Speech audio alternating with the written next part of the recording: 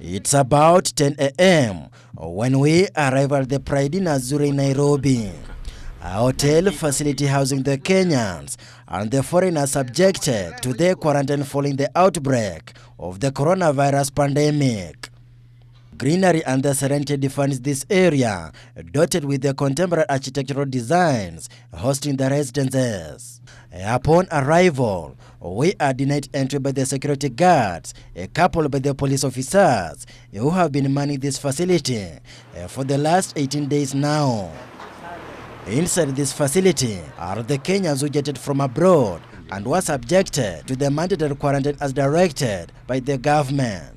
A police officer who sought anonymity says more than 100 people are quarantined here.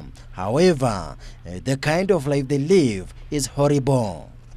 According to him, some of them have been forced to sleep in the verandas and lobbies as they cannot meet the daily expenses. When we talked to the hotel management, they admitted that they charge 9,000 Kenyan shillings per day from the initial 13,000 Kenyan shillings per day. It is said the people upon jetting at the JKA, they were forced to be quarantined at their specific hotels, not minding about their financial status. After we have stayed for 13 days, it is when the government planned to send somebody to us and tell us that we can stay here for 14 days again. And we have families here. I came from where there is no even one case up to now. But because of my family, that's why I've come. Health Cabinet Secretary Mutei Kagu seems to understand the fraud going on in the hotels, urged the hotels to mind about some poor Kenyans. The government is taking over, the food and so on and so forth. But we are discussing with the hotels and telling them that it cannot be business as usual. Therefore, we are encouraging them before we go into control, because if necessary, we will introduce control over how much they can charge.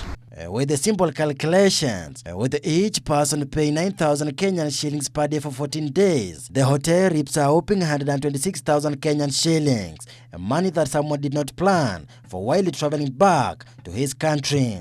To add insult to the injury, the government extended the quarantine period for another 14 days, which doubles up to 28 days. This means each and every quarantined person will have to part with the 252,000 Kenyan shillings.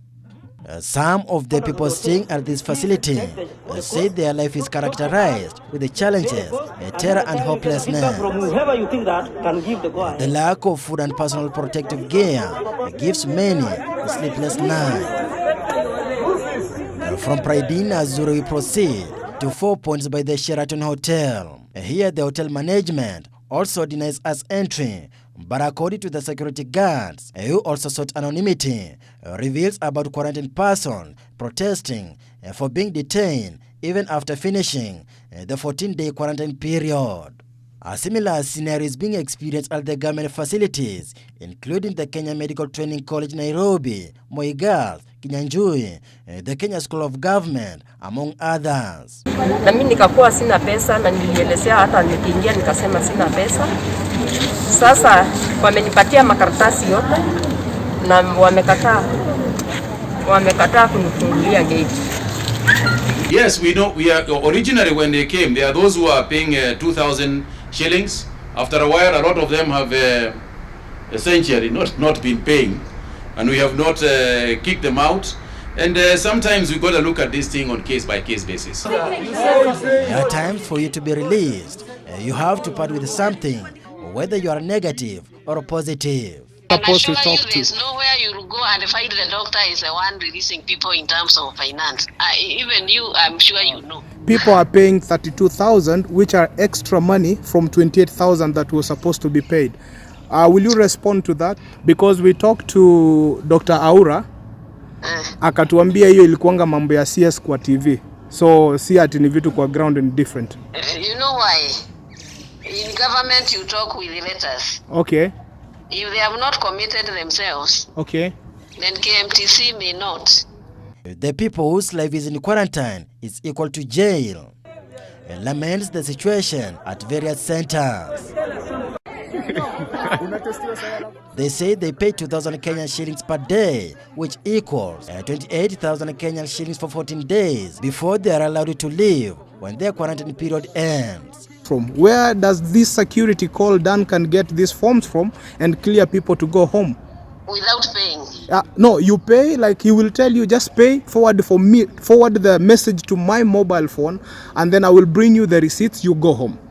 You know, because there is no problem. This is a receipt of the quarantined persons who had to clear 32,000 Kenyan shillings to be set free after spending 16 days. A 5 months pregnant woman at the KMTC quarantine center who was cleared to go home after testing negative is yet to be released because she hasn't cleared her fees for the quarantine services. But now it has come into my realization that if you want to buy your freedom now, it doesn't matter whether you are tested or not, but you just pay and you'll be cleared. Now, like for example, today I posted like I want to go, and I told this security that, hey, can I go home? He said, yeah, there's no problem. Just pay and then go ahead. I will clear you. Everything will be done and then you'll go. So it means we are buying our freedom out now. That one I am not. Life in quarantine, especially for the less fortunate, remains a major challenge, especially the financial obligation. More than 100 people have been quarantined at the Pride in Azure in Westlands here in Nairobi. And indeed, paying 9,000 Kenyan shillings per day is not a walk in the park. Reporting for Ebro TV, I'm Jeff Khaemba.